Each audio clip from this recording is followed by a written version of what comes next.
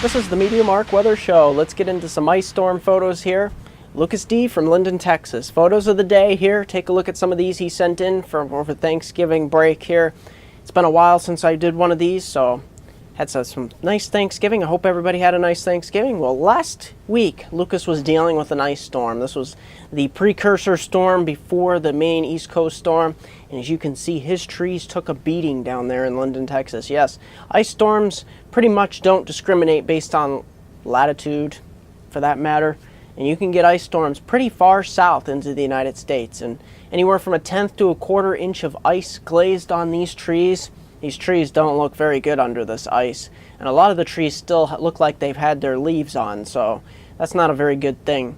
And as we scroll through these photos, Lucas really captured some of the heart of the ice storm. Ice storms are very beautiful, but they're also very destructive systems. So you take the good with the bad, and of course, hopefully, Lucas did not lose any power across the area, as that can be quite detrimental to many people that are trying to survive or push through an ice storm.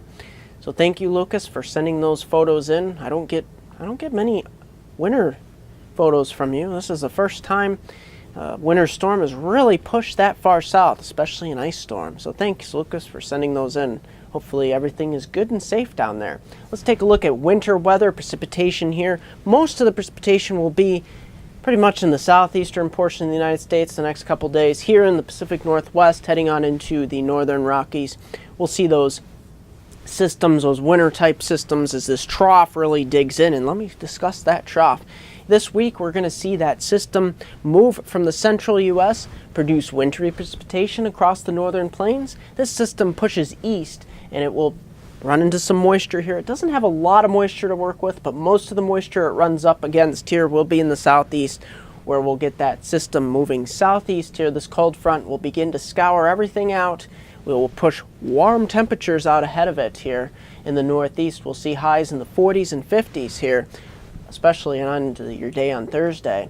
And as this system moves to the east coast on Friday and pushes off just in time for the weekend, this sets us up for something very, very interesting. Now, the system that's going through this week, yeah, it'll be a little bit interesting, but we're looking at, a brief warm-up, some chances of rain, showers, nothing wintry, majorly wintry. But take a look at this system. The tail end of this system, a low pressure, will begin to develop later Saturday and Sunday at the base of a trough that pushes into these two very high pressures. I mean, very high meaning 1046 millibar or higher here in the Central Plains. And here in portions of the Northeast, it will push that cold conveyor belt of cold air on the east side of the Appalachians. Classic scenario ice storm. Got some warm air flowing up the west side of the Appalachians, so I don't think we'll have too many wintry problems on the west of the Appalachians, but east of the Appalachians, that's where we could be looking at some problems. And possibly as far north as Pennsylvania. You want to stay tuned for this, because this could turn into something here. It looks like something's very interesting showing up on the GFS and the Euro ECMWF. And we get some Gulf moisture feeding into this, the base of this trough, pushing into this ridge here in the east, and this spells trouble. A lot of rain falling into icy cold air at the surface. And this is where we could get some problems heading on from the western Carolinas, up the Appalachians, western Virginia, West Virginia, heading up through western Maryland, and eventually possibly Pennsylvania.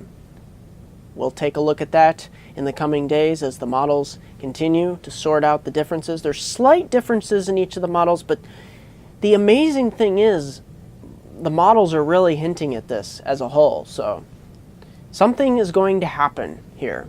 So we'll continue to watch it here at MeteoMark. And right now, looks like we'll have something in the form of a major low pressure developing here. Very weak steering currents.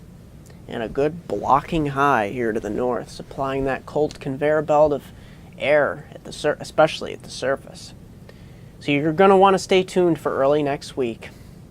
That's going to do it here at MeteoMark. Don't forget to like me on Facebook at MeteoMark. Subscribe to me on YouTube at MeteoMark.com. Here's a 5-day outlook for my hometown viewers in the Susquehanna region of New York, from Binghamton to Elmira, and the Susquehanna region of Northeast Pennsylvania and Scranton. Take a look at these numbers here. We continue to inch up here in temperatures.